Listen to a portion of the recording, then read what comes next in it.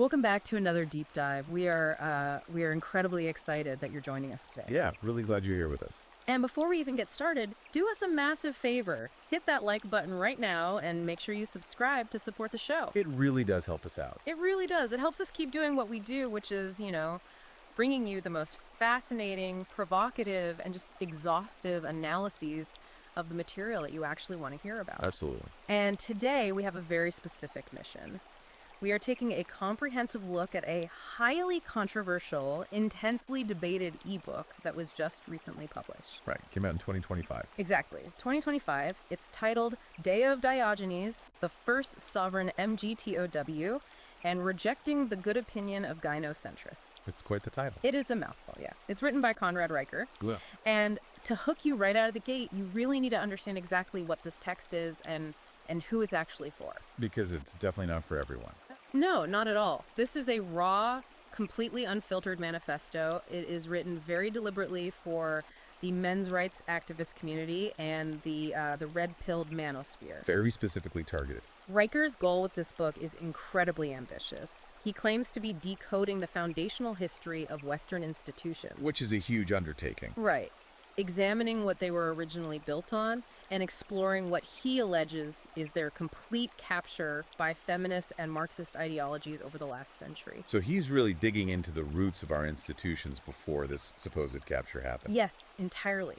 So if you are intrigued by the psychological arguments, the historical claims, and the philosophical foundations that are currently driving this really rapidly growing digital subculture, then you absolutely need to check out Amazon Kindle and Google Play Books to buy this book for yourself and read the original text. You really have to read it to get the full impact. It is a dense, aggressive, and just undeniably fascinating sociological artifact of our current cultural moment. It certainly is a fascinating artifact, but, and I really need to step in here before we go any further into the weeds on this, I need to set some very clear ground rules for our discussion today. Right, the disclaimer. Yes, the content of this book is highly politically charged. It is polarizing, it is confrontational, and it deals with themes that, frankly, many people will find extremely provocative. Yeah, sure. So we want to make it absolutely clear to you, the listener, that in exploring this text, we are not endorsing the viewpoints presented. We are not taking sides, whether left wing or right wing, and we are not validating the book's claims as absolute objective truth. We are just the messengers here. Exactly. Our job today is strictly analytical. We are acting as your guides, impartially unpacking the author's arguments to help you understand what the text actually says, the historical and philosophical claims it makes, and perhaps most importantly, why this exact messaging resonates so deeply and powerfully with its target demographic. We're mapping the territory. We're mapping the territory of Riker's arguments, nothing more and nothing less. Okay, let's unpack this, because the core philosophy of this book is built on a premise that completely caught me off guard. Yeah, he really goes back to the drawing board. He does. Riker bypasses all the modern internet discourse, all the current podcasts and forums, and he goes all the way back to ancient Greece. Specific year, too, 300 BC. 300 BC. And he resurrects this philosopher named Diogenes of Sinope. But he frames Diogenes as the ultimate original archetype for the modern MGTOW movement. Men going their own way. Right. And the author paints this incredibly vivid picture of a man who literally lived in a ceramic tub in the middle of the Athenian marketplace. Just right out there in public. Right out in the dirt. He owned absolutely nothing except a single cloak. He begged for food, he drank rainwater, and he famously had this really crazy encounter with Alexander the Great. Oh, this is a classic story. It really is. So Alexander, the most powerful man in the known world at the time, comes up to Diogenes and says, "Ask anything of me, and I shall grant it." The ultimate blank check. Exactly. And Diogenes, just sitting there in the dirt, looks at him and says, "Stand out of my light." Which is just an incredible power move. It's wild. So my first question is, why Diogenes? Like, what is the author actually extracting from this specific ancient figure to build a modern socio-political philosophy today? Well, the foundational concept here revolves around how Riker weaponizes the philosophy of ancient cynicism. For Riker, Diogenes represents two vital Greek concepts that he views as entirely lost to the modern man. Okay, what are they? The first is autarky, which means total, absolute self-sufficiency. About autarky. Yes. And the second is aletheia, which translates roughly to the unconcealment of truth or raw, unvarnished reality. So no sugarcoating anything. None at all. The text argues very emphatically that Diogenes wasn't living in a tub because he was accidentally poor or down on his luck. It wasn't a tragedy. Exactly. He actively chose that life. He weaponized his poverty. That's a fascinating phrase. Weaponized poverty. By owning nothing, by rejecting all societal norms, he made himself completely invisible to exploitation. Riker's thesis is that in ancient Athens, just as in modern society, property, status, and relationships are primarily mechanisms of control. Chains. Yes, invisible chains. Diogenes rejected marriage, famously referring to it in his time as legalized prostitution. Wow, he really said that. He did. He fundamentally rejected the need for social approval. Because he needed absolutely nothing from the societal structure around him. Society possessed zero leverage over him. They couldn't take his house because he lived in a tub. They couldn't take his reputation because he was already begging. The author is telling his readers that true power isn't about controlling others or, climbing a corporate ladder. It's about achieving total freedom from the expectations of others. By making yourself unassailable, you become sovereign. That is the exact thesis of the first chapter. Let's talk about how the author illustrates that sovereignty, because the specific anecdotes Riker pulls from the historical texts are they're fascinating. He really brings the history to life. He does. He uses them to show that Diogenes wasn't just sitting around writing abstract theory. His whole life was a live performance of this philosophy. Embodied philosophy. Yeah. There's this one story the text highlights where Diogenes is walking completely barefoot through the freezing snow in Athens. Just casually strolling in the snow. Right. And Riker claims he's conducting a live experiment to prove to the citizens of Athens that comfort is a cage. Comfort is a cage. While all the other Athenian elites were wrapped up in expensive wool, huddling by the fire, Diogenes was actively training his nervous system to withstand hardship so that the threat of losing comfort could never be used against him as a form of blackmail. That physical conditioning is crucial to Riker's interpretation. He views the modern man as dangerously softened by conveniences that actually act as subtle traps. Right, like we're domesticated. Exactly. You see this in another significant detail from the book regarding Diogenes' wooden drinking bowl. Oh, this story blew my mind. It perfectly encapsulates the mindset. Diogenes used to carry around this simple carved wooden bowl as his only possession other than his cloak. Literally his only worldly good. Right. One day, he observes a young boy drinking water from a fountain by simply cupping his bare hands together. Just using his hands. According to the legend, Diogenes immediately takes his wooden bowl and throws it away. He just tosses it. He realizes that even depending on a simple tool is a form of weakness. It's a subtle tether to the material world. He is engaged in a process of stripping away every single dependency, no matter how minor. Wow. Riker uses this to ask the reader directly, what are your wooden bowls? Oh, that's good. What are the things you think you need to survive, which are actually just keeping you tied to a system that extracts your labor? That anti-establishment behavior goes beyond just material goods, right? I mean, he also targeted the intellectual elite of his day. He went after the biggest names. Let's look at the story of the chicken and Plato, because Riker dedicates a lot of space to this. This is probably the most famous anecdote. Plato was the highly respected, well-funded academic of the day, and he had recently defined a human being as a featherless biped. Very academic, very clinical. Right, this lofty, abstract definition that everyone in the academy applauded as brilliant. So Diogenes plucks a chicken completely bare, bursts into Plato's academy, throws the naked, bleeding bird on the floor in front of all these elite students and shouts, "Here is Plato's man!" It's a striking image, and Riker leverages it heavily throughout the book. He frames this incident as the ultimate rejection of what he perceives as modern academic obfuscation. The ivory tower. Exactly. The text actively compares Plato's abstract, disconnected theories to modern gender studies and critical theory departments. He draws a direct line there. He does. Diogenes wasn't writing counter-essays to debate Plato on Plato's terms. He was using visceral, undeniable physical reality to mock the hypocrisy and the detachment of the elite class. He just brought a plucked chicken. Riker is urging his readers to adopt this exact same posture regarding modern institutions. The advice is essentially, do not debate the system using their vocabulary. Don't play their game. Right. Mock it. Expose its inherent absurdities through your actions, and refuse to legitimize their intellectual frameworks. This all ties directly into how Riker wants the reader to look at their own life right now. And I think it's a profound question to consider for anyone listening to us today. How much of your daily stress, your anxiety, your 80-hour work weeks is generated by maintaining what society dictates are necessary comforts? The modern wooden bowls. Exactly. The mortgage, the car payment, the lifestyle you maintain to impress a partner or to signal status to your peers? Keeping up with the Joneses. Riker is arguing that these are not indicators of success. They are sophisticated financial and social chains. He writes that men today willingly trade their autonomy for 30-year mortgages and curated lifestyles, only to find themselves stripped of those very assets in a family court proceeding later on. Which is a heavy claim. It is. He's asking you, the reader, to audit your possessions and your relationships and ask, are these things actually serving my freedom, or am I serving them? And what's fascinating here is that audit of personal freedom transitions us directly into the macro-level diagnosis of the book. Right, he zooms way out. He expands his scope from the individual choices of a Greek philosopher to a sweeping critique of modern Western civilization. He diagnoses society with what he terms a catabolic disease. Catabolic. Yes, this is arguably the central theoretical framework of the entire text, and he borrows the terminology directly from thermodynamics and biology. Hard science terms. In those scientific fields, catabolism is a destructive metabolic process.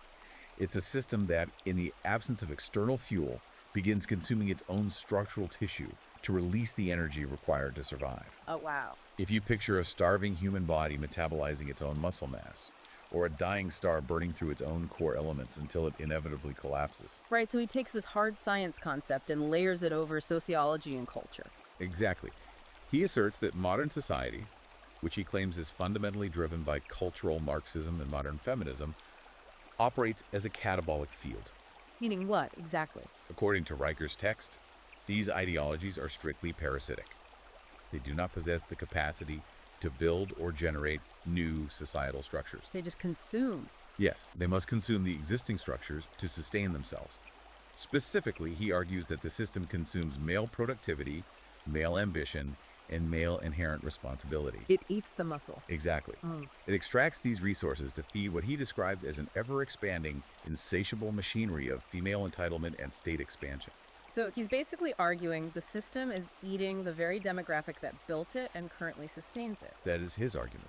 That is an incredibly intense framework, and he doesn't just leave it as an abstract theory. He goes methodically through major institutions to provide what he considers evidence of this capture. He has a whole laundry list. He does. Let's look at the education system, which he targets heavily. The book argues that modern schools have been transformed into what he calls re-education camps for boys. Re-education camp. Yeah. He cites examples from Stockholm, Sweden, claiming that educational models there actively punish boys for rough and tumble play. Basically, they're labeling natural male energy and biological behavior as an inconvenience, a pathology, or even a danger to the classroom environment. And he links this early childhood suppression to broader academic outcomes. Riker argues that this systemic suppression is the direct cause of boys scoring lower than girls across the board academically in Western nations. So it's not a gap in intelligence. Right. His position is not that boys are less intelligent or less capable, but rather that the modern educational environment is actively hostile to how the male brain naturally learns, competes, and interacts. The system is rigged against them from kindergarten. He points to the macro-level funding to back this up, noting that universities are currently spending upwards of $18 billion annually on gender studies programs. 18 billion. That's a massive number. He categorizes this entire discipline as a catabolic field, one that produces zero tangible empirical knowledge, builds no infrastructure, and exists solely to generate societal resentment and dismantle traditional norms. He also points to curriculum changes, specifically citing California's educational guidelines. Oh, the erasure of historical figures. Right. He claims they are systematically erasing foundational Western thinkers like Homer and Isaac Newton from K-12 curricula. And replacing them with what? Replacing them with ideological agitators and grievance studies.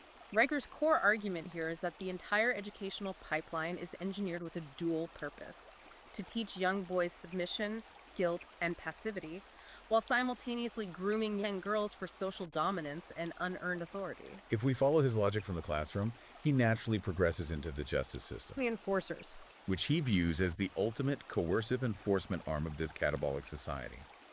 The text leans on specific academic literature to build this case.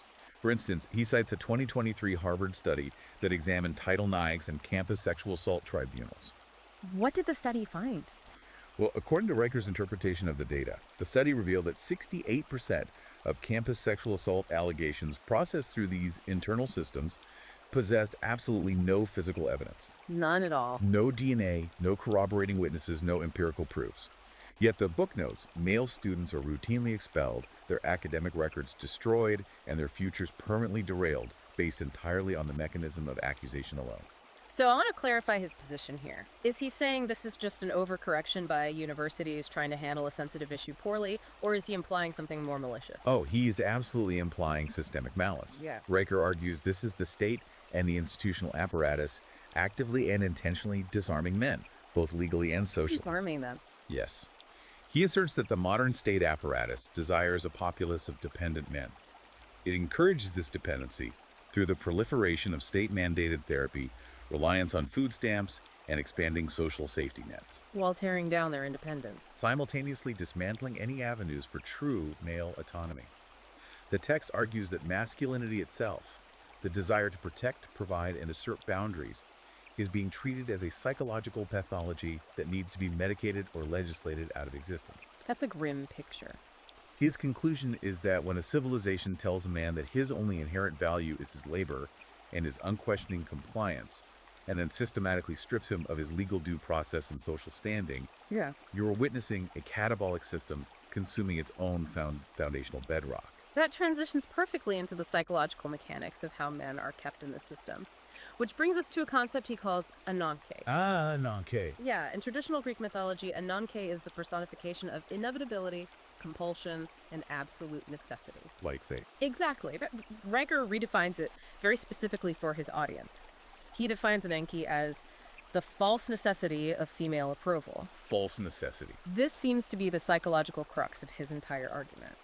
He claims that from the moment they are born, men are socially conditioned to trade their labor, their loyalty, their resources, and ultimately their self-respect, all for the illusion of feminine affection. It is a profound psychological critique. He argues that men are trapped in a perpetual, exhausting performative loop. A hamster wheel. Right.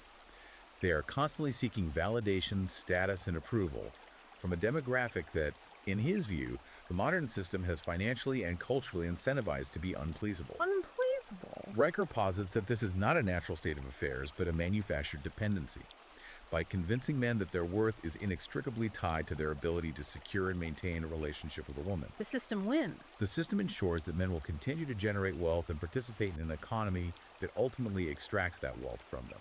The way he breaks down modern marriage under this concept of ananke is genuinely brutal to read. He doesn't hold back at all. No, he doesn't just say marriage is difficult or requires compromise. He outright labels it a success sinkhole and an asymmetric risk transfer. Success sinkhole. He argues that women currently control the entirety of social value in the dating marketplace, while men have been reduced to, in his exact words, ATMs with a pulse. That is a heavy quote. He claims that a man enters a marriage contract giving his labor, his reputation, his assets, and his future, and in return he receives emotional manipulation, the constant threat of financial ruin and behavioral control. To substantiate this incredibly bleak worldview, he utilizes a mixture of statistical data and highly emotive personal anecdotes. The data points are intense. They are carefully curated to reinforce his narrative of systemic extraction. He leans heavily on a widely cited 2017 study published in the journal Evolution and Human Behavior. And what does that study show? He states it demonstrates that women initiate nearly 70% of all divorces in Western nations. 70%? Yes. And for Riker, this statistic is not merely indicative of shifting cultural norms around relationship satisfaction. Yeah. It is empirical proof of what he calls legalized extraction. Legalized extraction. He argues that men are sold a culturally manufactured, romantic fairy tale of lifelong loyal partnership. But the legal reality they actually sign up for is a highly asymmetrical contract where one party is financially incentivized to terminate the agreement at any time. Because they know they can win in court. Exactly. Knowing they can utilize the family court system to walk away with the majority of the accumulated assets and the children. And then he pairs that macroeconomic data with these horrifying, visceral, personal anecdotes to really drive the emotional point home. The case studies he chose are devastating. They really are. He details the story of a man in Austin, Texas, who spent $180,000 on his partner over the course of 3 years. 180 grand. He paid for her lifestyle, her debts, her housing, and then she simply vanished without a trace. Just gone. Left him with a ruined credit score and immense debt. And because they were not legally married, the civil courts offered him zero recourse. He lost everything. And then he mentions another specific case of a man in Texas who is legally mandated to pay $4,000 a month in alimony for 13 years. $4,000 a month. He is single-handedly funding his ex-wife's lavish lifestyle, even after she had moved on and had new children with another man, while this guy is forced to drive a 10-year-old Ford and grind out 60-hour work weeks just to meet his punitive legal obligations. Those financial examples are designed to induce outrage, but the text reaches its emotional peak with the story of Erik Johansson. Yeah, this one was tough to read. According to the book, in 2019, this Swedish man took his own life in a public park in Stockholm. The text claims the catalyst was the Swedish family court system, which had ordered him to pay an astonishing 85% of his net income in child support. 85%? How do you even live? You don't. And simultaneously, they denied him any visitation rights or access to his children.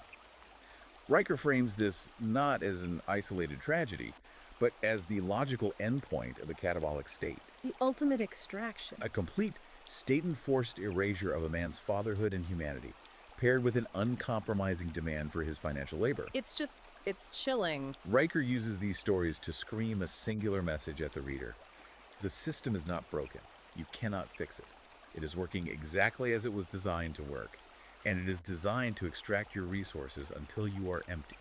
To further prove his point about the psychology driving this extraction, he looks at modern social media, specifically focusing on the concept of hypergamy. Hypergamy being the sociological term for the tendency of women to seek mates of higher socioeconomic status than themselves. Right. And he points to a very specific viral TikTok trend that was circulating called "Marry Him If He's Broke." Oh, I remember this trend. Yeah. So Riker observes that in this trend, female creators are making content urging men to commit to women who have no assets, arguing that true love is all that matters, and men should be providers. But there's a flip side. A staggering double standard. He claims these exact same demographics of women will ruthlessly delay their own commitments until they can secure a man with a six-figure salary, a luxury vehicle, and real estate. He summarizes this dynamic with a very sharp, cynical observation. Men are socially expected to commit at the bottom of the socioeconomic ladder, offering their resources unconditionally. Right. But women are biologically and culturally conditioned to hold out for the absolute top. This, he argues, is the very mechanism that creates that success sinkhole we mentioned earlier. So a man is trapped no matter what he does. Exactly. A man spends his 20s and 30s climbing the corporate ladder, sacrificing his health and free time to build wealth to become attractive to the opposite sex. So doing everything society tells him to do. But once he achieves that peak, he is simply viewed as a target for extraction. He will either be abandoned for someone with even higher status, or he will be divorced so his accumulated assets can be liquidated and transferred by the court. Okay, I have to jump in here because this is where the book takes a massive pivot. With a historical detour. Yes. If Riker just stayed in the realm of complaining about modern family courts, alimony laws, and hypocritical TikTok trends, he would sound like just another angry voice in the manosphere echo chamber. Just another internet grievance. Right. But he attempts to elevate his argument by taking the reader on a sweeping macro-historical detour.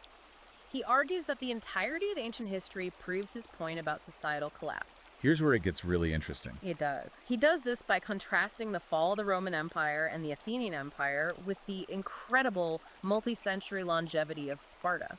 And his core historical thesis is staggering. He claims that empires inevitably fall at the exact historical moment that men stop operating as warriors and instead become domesticated providers whose primary societal goal is to please women. It is a very specific, highly deterministic, and frankly deeply controversial lens through which to view ancient history. But to understand the book, we have to examine how he constructs this narrative. So let's look at his framing of the fall of Rome.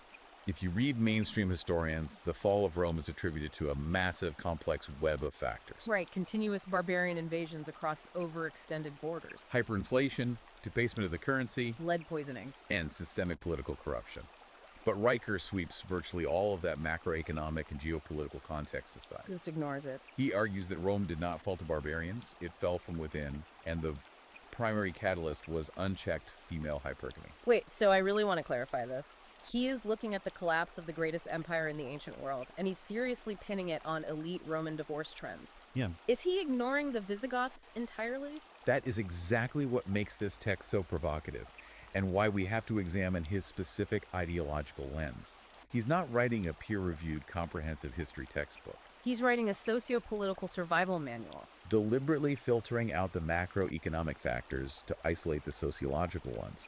To his mind, the barbarian invasions only succeeded because the internal social cohesion of Rome had already been shattered by shifting domestic loyalties. How does he prove that? He claims that elite Roman patrician women, and he specifically names historical figures like Fulvia and Scribonia, stopped marrying the dependable, aristocratic senators and civic leaders who maintained societal stability. They got bored with the stable guys. Instead, these women utilized the liberalized Roman divorce laws to dissolve their marriages and align themselves with rising, charismatic, and often violent military strongmen and warlords. Oh. He actually refers to this in the text as the original ancient manifestation of the alpha fucks beta bucks dynamic, doesn't he? Yes, he uses that exact modern manosphere terminology to describe ancient Roman politics. That is wild. He argues that by chasing genetic variance, raw dominance, and immediate power over moral loyalty, civic duty, and long-term stability, these elite women collapsed the aristocratic continuity of Rome. It created chaos. They threw the political system into dynastic chaos, leading to endless civil wars, which in turn weakened the borders and allowed the barbarians to cross. In Riker's framework, hypergamy was the disease. The barbarians were just the final symptom. Wow. And he applies the exact same deterministic lens to the contrast between Athens and Sparta. A tale of two cities. He points out that Athens, despite being the birthplace of democracy, was incredibly gynocentric in its cultural focus. They hosted massive festivals for the goddess Athena, they elevated powerful priestesses, and crucially, they allowed female hypergamy and female inheritance of property. Which he sees as the fatal flaw. Exactly. Riker claims that because of this societal structure, Athenian men ended up directing all their energy into competing against each other for status, wealth, and rhetorical dominance, all in a desperate bid to attract women. Performative virtue. The culture became entirely about performative virtue, political maneuvering, and wealth accumulation rather than martial strength. And what was the historical result according to Athens fell in a mere 200 years. Only 200. Riker notes a very specific historical detail to back this up. He points to the lawmaker Solon of Athens. He notes that Solon actually had to draft and pass specific legislation restricting women's inheritance rights. Why would he do that? Because unchecked female access to wealth was fueling a crisis where wives were divorcing stable, civic-minded Athenian citizens to transfer their wealth to foreign tyrants and flashy aristocrats. And then he holds up Sparta as the ultimate historical counterexample, the anti-Athens. The ideal state, in his eyes. Riker notes that the Spartan state took boys away from their mothers at age 7 to enter the agurge, a rigorous, brutal system of martial training and survival. Very harsh conditions. He emphasizes repeatedly that Spartan women, while physically fit, had absolutely no political voice, no religious cults that dictated state policy, and no influence over military affairs. Zero influence on the state. In Sparta, men did not fight each other in the marketplace or the Senate for female approval. They fought together as an unbroken brotherhood, the phalanx, to defend the polis, the city-state. And the conclusion he draws from this comparison is stark. Because of this harsh, uncompromising, masculine-centric social order, Sparta maintained its dominance and lasted for roughly 800 years. 800 compared to 200. Right. Riker's thesis is that one city-state built a lasting, unassailable society through strict discipline, male cooperation, and the suppression of hypergamy. The other consumed itself rapidly through indulgence, female empowerment, and male competition. It's a very clear binary he's setting up. It is vital for you, as a listener, to reflect on how historical narratives operate here. History is constantly being interpreted, filtered, and rewritten to serve modern ideological agendas. It's never just objective facts. What Riker is doing is applying a very rigid, red-pilled lens to classical antiquity. He is attempting to provide a grand, almost mythic foundation for modern MGTOW grievances. Giving a historical weight. He's telling his readers, you aren't just an isolated, angry guy dealing with an unfair family court judge. You are witnessing firsthand the exact same cycles of civilizational decay that destroyed Rome and Athens. You are part of a historical absolute. That epic framing is undeniably powerful for someone who is feeling disenfranchised or beaten down by the modern legal system. It gives them a sense of purpose. But Riker doesn't just leave his readers wallowing in a state of historical despair or deterministic doom. The entire back half of the book shifts from diagnosis to strategy. It becomes a how-to manual. It reads like a literal battle plan for the individual man. Yeah. He advocates for two major philosophical concepts here: dramanon, which he defines as the ritual of withdrawal, Dramanon. and catharsis, which is the conscious, painful purging of internal weakness. The ultimate overarching message of the book is actually completely anti-activism. This is a key point. He tells men explicitly not to protest. Do not lobby your local politicians. Do not waste your money or energy trying to reform the family court system or change divorce laws. Because the game is rigged. He says you cannot win a rigged game by playing by its rules. His solution: you starve the system of its required fuel by opting out completely. This represents the absolute core of the men going their own way philosophy. Exit is the ultimate protest. Just walk away. Riker argues that by making themselves deliberately and consciously unmarriageable, men make themselves unassailable to the state. If you own no significant liquidatable assets that the family court can seize, if you refuse to take a wife who can divorce you, if you actively seek zero validation from mainstream society, You become immune. you become entirely immune to the catabolic field. He draws a direct line back to Diogenes here. Right to the tub. Diogenes didn't petition the Athenian Senate to lower taxes or change the laws regarding property. He stripped himself of property, lived in a tub, and mocked the politicians as they walked by. That's brilliant. Riker is advocating for a modern, digital, and financial version of the tub. It is a philosophy of total, uncompromising detachment. And he uses these incredibly modern, sometimes absurd, but deeply resonant examples to explain what this detachment looks like in everyday life. My absolute favorite part of this section is the Roomba analogy. Oh, the Roomba. It's so strange, but it works. He spends pages talking about a hypothetical man who realizes that his robotic vacuum cleaner, his Roomba, teaches him more about dignity and respect than any of his past romantic relationships. It sounds like a joke, but he's serious. He's completely serious. Why? Because the Roomba just glides across the floor, does its job efficiently, cleans the house, and never once demands that the man be emotionally present. Right. It doesn't weaponize silence when it's upset, it doesn't guilt trip him for working late, and it doesn't dissect his character flaws over dinner. While it sounds comical, Riker is using the Roomba to make a deeply serious point about emotional labor and exploitation. He really is. He uses this analogy to argue that men aren't broken, damaged, or toxic because they want to stop sacrificing their peace for relationships. They're just tired. They are simply waking up to the fact that the juice is no longer worth the squeeze. They are recognizing that they are being emotionally and financially exploited, and they prefer the predictable, silent utility of a machine over the chaotic demands of a modern partner. Alongside the Roomba, he points to what he calls the corporate monk movement. Corporate monks. He names modern internet figures, guys like Chris Williamson and Jack Donovan, utilizing them as real-world examples. These are men who are choosing to live entirely without wives or children, focusing the entirety of their energy on intense physical fitness, the study of Stoic philosophy, and absolute self-mastery. Total focus on the self. Riker frames these figures as Diogenes reborn in Patagonia vests, That's a great line. and he backs up this lifestyle with data. He cites research from the University of Pennsylvania claiming that men who disengage from the dating market, engage in 16-hour daily fasting, and lift heavy weights 3 times a week score 34% higher on cognitive tests 44%. and report a 50% reduction in baseline anxiety. The message there is biologically and psychologically clear. Riker is stating that when a man stops hemorrhaging his life force, his time, and his financial resources on the exhausting, endless demands of female validation and relationship maintenance, he can turn that energy inward. He stops the leak. By directing that focus toward your own physical, financial, and mental sovereignty, you literally cognitively upgrade yourself. You become a superior version of yourself precisely because you are no longer acting as a host for a parasite. He takes this theory and translates it into a literal step-by-step guide for the reader. He calls it Praxa, the 7-day sovereignty challenge. Very actionable. It is incredibly literal. Day 1, delete every single dating app on your phone. Tinder, Bumble, Hinge. Stop participating in what he calls the digital meat market, where you are treated as a disposable commodity. Just cut the cord. Day 3, move your bank accounts, restructure your finances, utilize trusts or cryptocurrency if necessary to ensure your assets are protected from future legal extraction. Financial shield. Day 5, physically relocate. He advises men to move to a red state county, specifically targeting jurisdictions where alimony laws are either strictly capped, highly scrutinized, or virtually non-existent. Vote with your feet. Day 7, sit in total silence for 1 hour. No phone, no podcast, no music, no noise.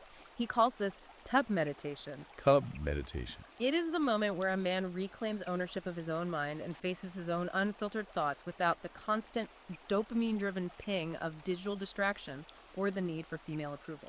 That directive on day 5, the command to physically relocate, transitions perfectly into his concept of the polis, or the exodus. Right, the macro movement. Riker points to massive, ongoing demographic shifts in the United States as empirical evidence that this withdrawal is not just an internet theory.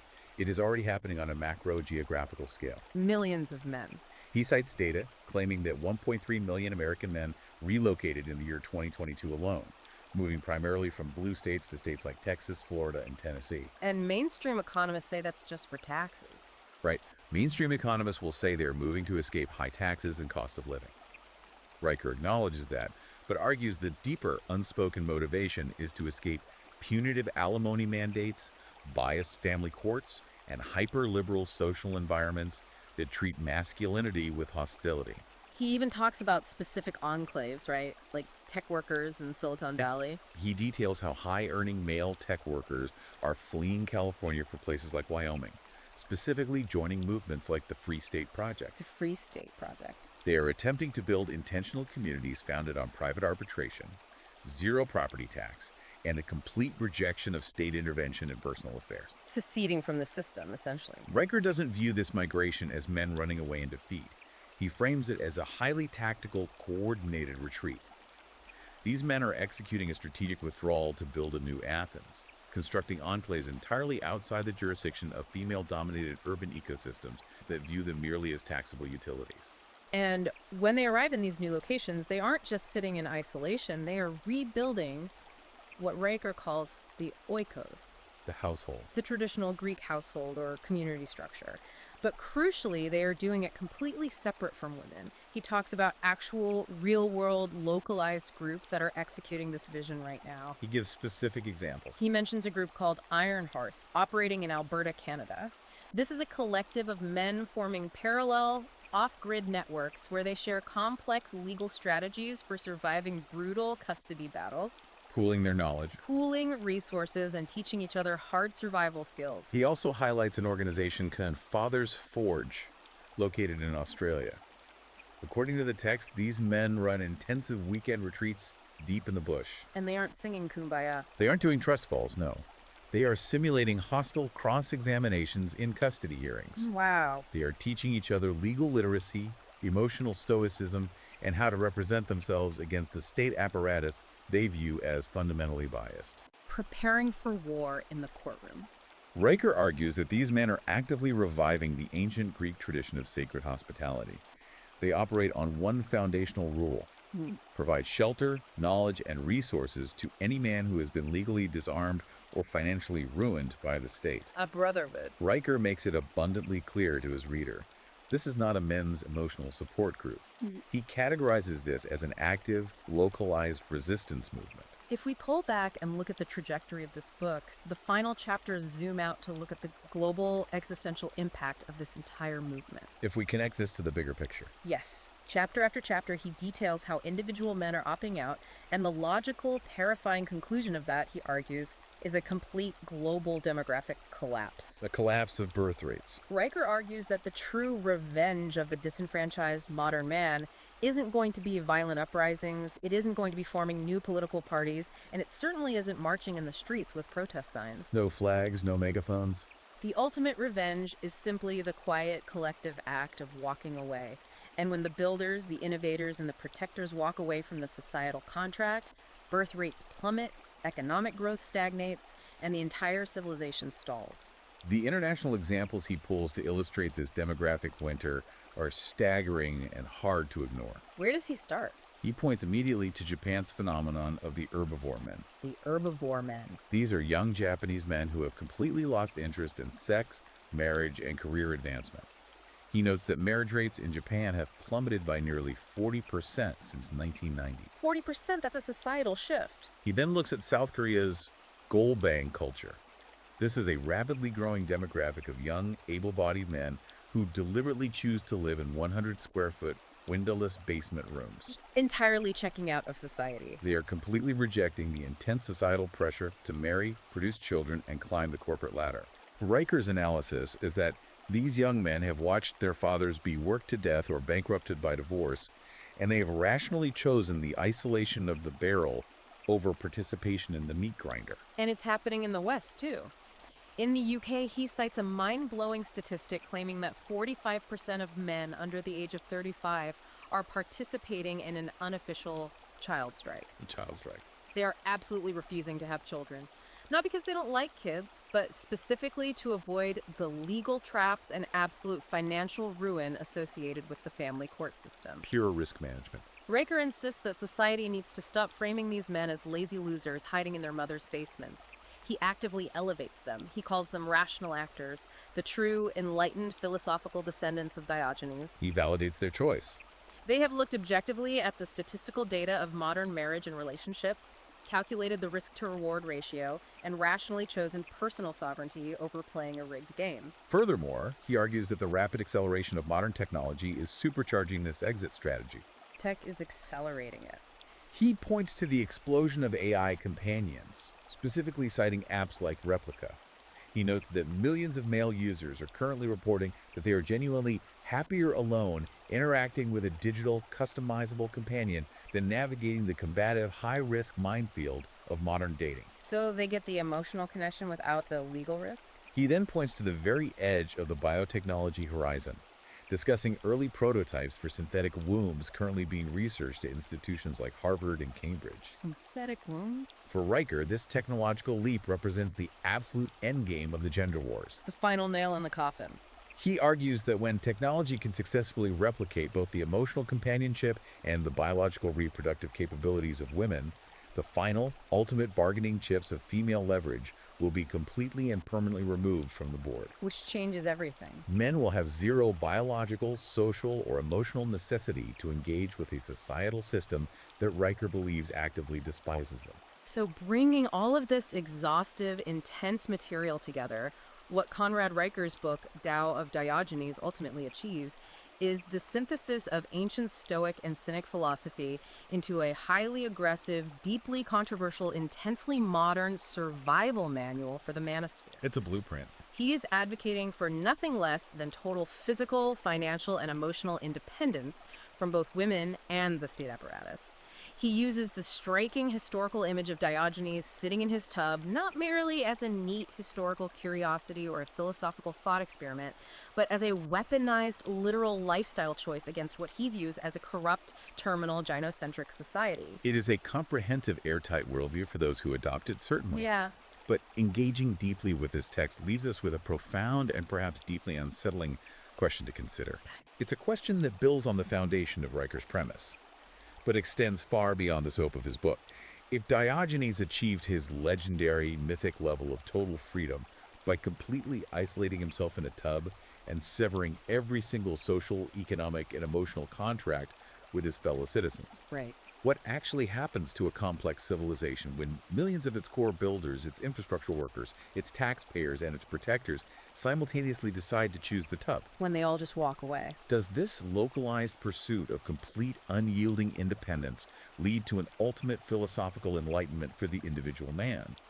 Or does it inevitably, mathematically create a massive, collapsing void where the very fabric of society itself simply ceases to exist? That is exactly the kind of massive civilization-level question that makes digging into these sources so fascinating and why we do this show. It really leaves you thinking.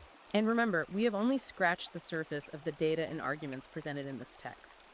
If you want to explore the source material deeply and see exactly how Riker builds these controversial arguments page by page, you absolutely need to check out Amazon Kindle and Google Playbooks to buy and read Dao of Diogenes, the First Sovereign MGTOW. and rejecting the good opinion of gynocentrists for yourself. Definitely go read it. Also, make sure you follow the author, Conrad Riker, over at his Substack. You can find him at conradriker.substack.com. Check out his Substack. Finally, a massive thank you to you for taking this intense journey with us today. Please remember to hit that like button and subscribe to the show so you never miss another deep dive into the ideas, the philosophies, and the books that are quietly shaping the undercurrents of our world. We'll see you next time.